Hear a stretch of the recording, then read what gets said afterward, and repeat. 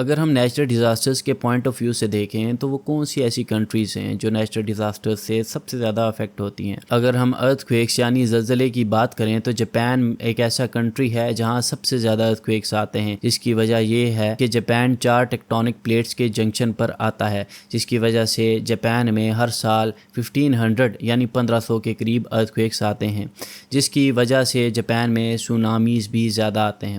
اگر ٹورنیڈوز یا آندھی طوفان کی بات کریں تو یونائٹڈ اسٹیٹس میں سب سے زیادہ ٹورنیڈوز آتے ہیں۔ یو ایس میں ایک ایریا ایسا ہے جسے ٹورنیڈو ایلی کہا جاتا ہے۔ اگر والکینوز کے حساب سے دیکھیں تو Indonesia top of the list ہے، جہاں سب سے زیادہ والکینک ایرپشنز ہوتی ہیں۔ اور اگر سمندری طوفان یعنی کہ سائیکلونز کے حساب سے دیکھیں تو فلپینز میں سب سے زیادہ سمندری طوفان آتے ہیں، جہاں on average 20 cyclones happen every year. یہاں تک کہ اگر رسک انڈیکس کے حساب سے دیکھیں تو فلپینز رسک انڈیکس کے حساب سے دنیا کا سب سے ونریبل کنٹری سمجھا جاتا ہے۔